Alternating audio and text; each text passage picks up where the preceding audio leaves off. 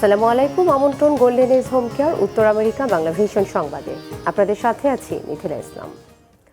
শীঘ্র একটি শান্তি চুক্তি না হলে ইরানের জন্য খুব খারাপ সময় অপেক্ষা করছে বলে আবারও হুমকি দিয়েছেন মার্কিন প্রেসিডেন্ট ডোনাল্ড ট্রাম্প।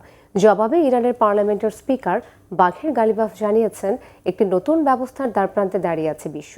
ফরাসি সম্প্রচার মাধ্যম BFM-TVকে দেয়া এক টেলিফোন সাক্ষাৎকারে ইরানকে হুমকি দেওয়ার পাশাপাশি মার্কিন প্রেসিডেন্ট জানিয়েছেন ইরানের একটি চুক্তির বিষয়ে আগ্রহ রয়েছে।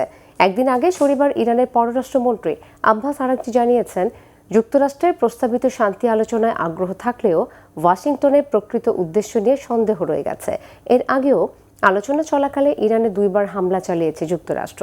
আর ডোনাল্ড ট্রাম্পের নতুন হুমকির মুখে ইরানের পার্লামেন্টের স্পিকার বাঘের গালিবাফ জানিয়েছেন পুরো বিশ্ব এখন একটি নতুন ব্যবস্থার দ্বারপ্রান্তে দাঁড়িয়ে আছে। এদিকে যুক্তরাষ্ট্র ইরানের মধ্যে শান্তি আলোচনা এগিয়ে নিতে যেতে ইরান সফরে গিয়েছেন মধ্যস্থতাকারী পাকিস্তানের স্বরাষ্ট্রমন্ত্রী মোহসেন নাকভি।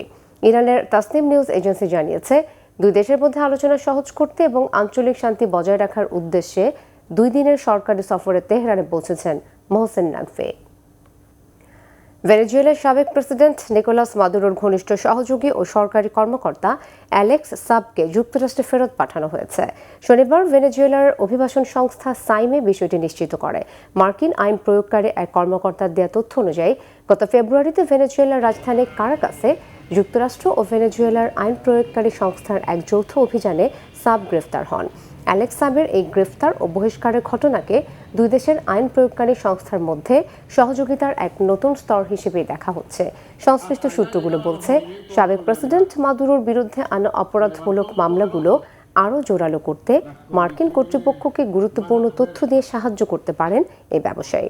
এর আগে 2020 সালেও গ্রেফতার করা হয়েছিল তাকে। তখন ঘুষ নেওয়ার অভিযোগে অ্যালেক্স সাবকে যুক্তরাষ্ট্রে বন্দী রাখা হয়েছিল। নাইজেরিয়ায় যৌথভাবে অভিযান চালিয়ে সশস্ত্র গোষ্ঠী ইসলামিক স্টেট IS-এর বৈশ্বিক second in command Abu Bilal al মিনুকিকে হত্যা করেছে যুক্তরাষ্ট্র ও নাইজেরিয়া সেনারা। শনিবার সামাজিক যোগাযোগ মাধ্যমে এই তথ্য দিয়ে মার্কিন প্রেসিডেন্ট ডোনাল্ড ট্রাম্প লেখেন, বিশ্বের সবচেয়ে সক্রিয় সন্ত্রাসীকে যুদ্ধক্ষেত্র থেকে নির্মূল করতে মার্কিন বাহিনী একটি সুপরিকল্পিত ও জটিল অভিযান পরিচালনা করেছে।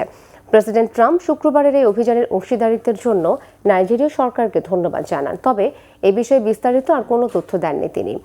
IS-এর সঙ্গে সংশ্লিষ্টতার কারণে আল মিনুকি 2023 সাল থেকে মার্কিন নিষেধাজ্ঞার অধীনে ছিল। গত কয়েক মাস ধরে ট্রাম্প অভিযোগ করে আসছেন খ্রিস্টানদের ওপর জঙ্গি হামলা বন্ধে যথেষ্ট পদক্ষেপ নিচ্ছে না নাইজেরিয়া। এরপরই IS লিডারকে লক্ষ্য করে এই অভিযান পরিচালনা করল যুক্তরাষ্ট্র।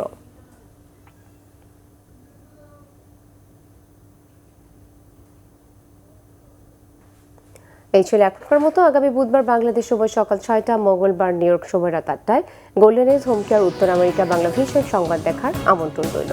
ধন্যবাদ সবাইকে।